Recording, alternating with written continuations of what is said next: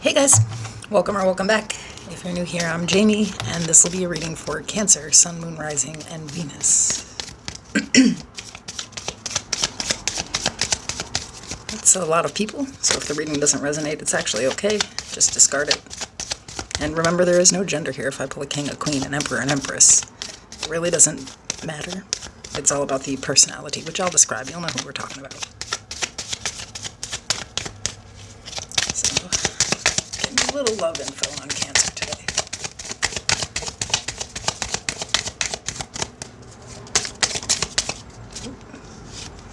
Okay, so we have wedding. The situation involves marriage.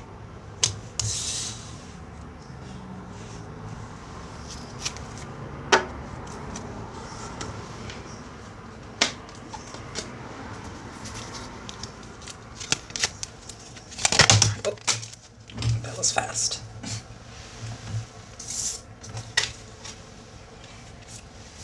Patience, everything can be accomplished at nature's pace.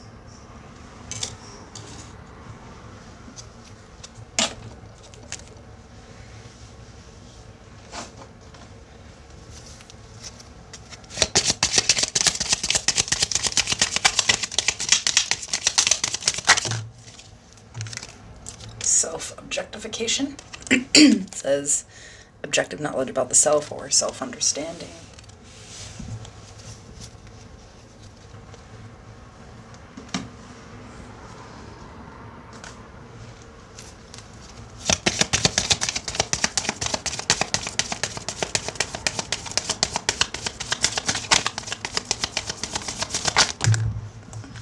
So we've got two cards here. We have Don't Let Pride Get in Your Way, Full Moon in Leo, and Hold Your Vision, Fixed Moon.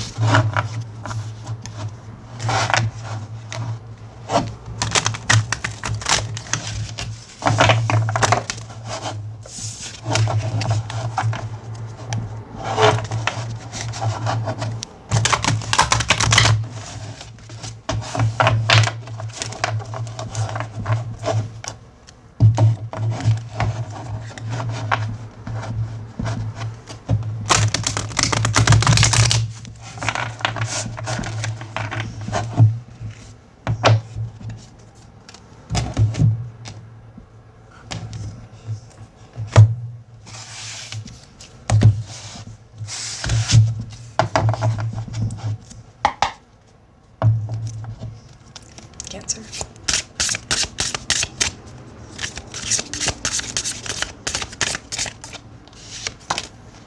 Okay, so we have the Wheel of Fortune.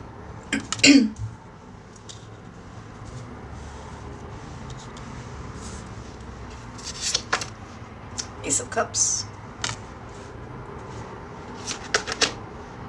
The High Priestess. Cancer, Pisces. The Queen of Cups. At the bottom of the deck, the Ten of Cups.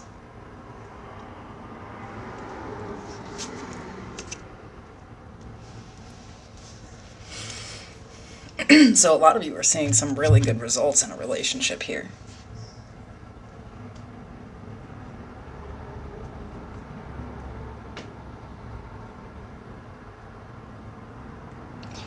See, it's because there is this self-objectification, though. Like, you pay attention to how you're feeling.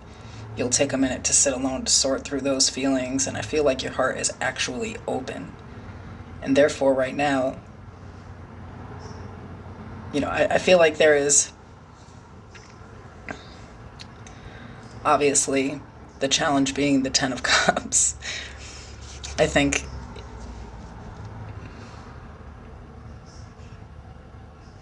maybe it's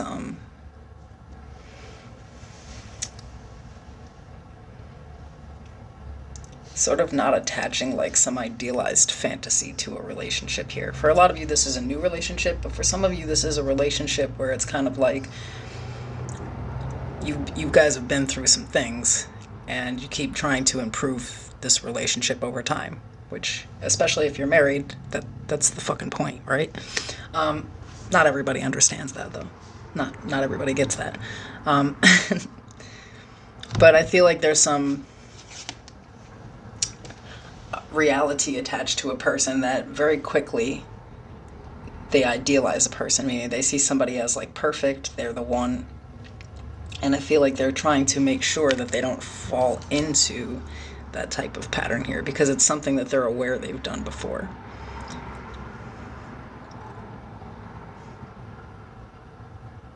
Because somehow you're aware that you're like your pride will actually get attached to some type of like idealized version of a person or a relationship. But I mean, when it's idealized, it's unrealistic, right? So, if I mean, this to me is really intelligent. Someone being like, I have this tendency to see more potential in people than there really is, or to fall really deeply in love with people who really aren't even emotionally available. And so I have to sort of pay attention to my own energy showing up in this, because I think that you're realizing that maybe in the past, even though some people may have been disappointing in relationships, the most disappointing thing was the attachment that you had to an idea of how things would end up, or the potential of a said relationship. So I feel like this is very hard to do, though, if this is something that you just kind of naturally do when you first meet a person or when things are going good in a relationship. It's really hard to not, have unrealistic, like, fantasized ideas about things. I mean, I think it's okay to fantasize about, like, a future with a person or something, but, it's like you can't attach yourself to that idea because there's always like two people in a situation. The other person also has like free will and they have their own like wants in life. And I feel like here, instead, you're like, instead of trying to attach some type of idea or get too involved, you're choosing to still take some time out for yourself, pay attention to the feelings when they arise, and be like open to a person, but not in a way that's like obsessive or just like too far too fast, which I think obviously you've learned your lesson with that. So I think it's interesting because there's this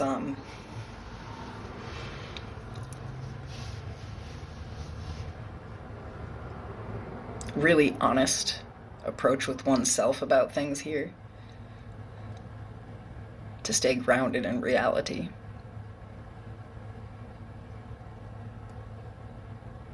For some of you, this is warning you to do it.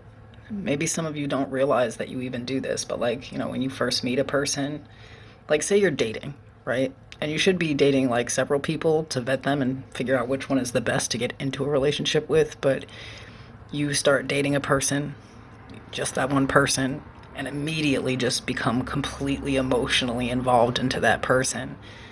And, if that person doesn't feel the same, it's going to be a fucking problem. Some of you might not know that you have this, like, also, like, maybe, like, unrealistic idea of, like, what a relationship is supposed to bring into your life. Like,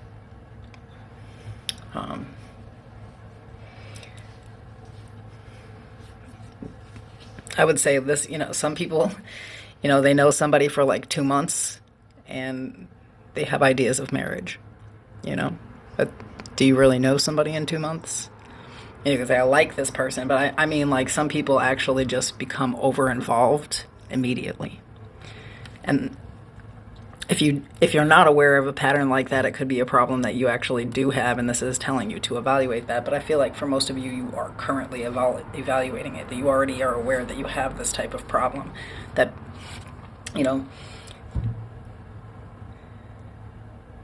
that you have to still have your own way of being emotionally fulfilled without another person. And I think that that is really important to a lot of people here. You can't get into a relationship and then just dive into that, and then you're not doing the things that you love to do or hanging out with your friends. You can't become like emotionally dependent on one person and so fixated and obsessed with them that you're no longer a person. So Wherever you stand in that, somebody's either aware or needs to be aware of that. The reason that, relationship after relationship seems to start off good and then kind of not end well is because they're attaching an expectation to a person based off of potential. All right, what's the advice?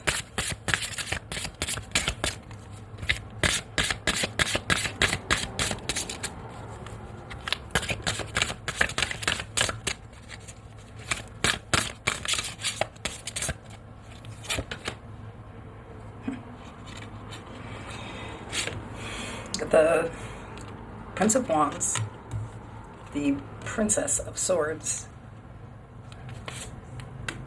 and the Four of Cups.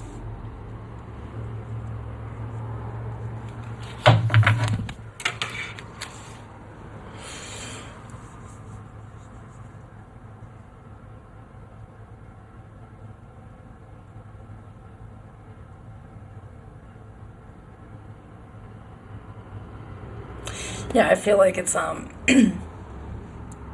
it's saying that, when you attach some unrealistic expectation to something, you will inevitably be disappointed. People are not perfect. This is not Disney. You shouldn't really expect more from a person than they can expect from you, but I think that this is saying that you need to be in those like beginning phases. You have to, one is kind of like have fun, have these like meaningless conversations with a person and really get to know them before you start attaching like some idea to them or even fully committing to a relationship with them here. You want to know where a person is at so that you don't end up disappointed later. You don't want to see them from like this idealized place.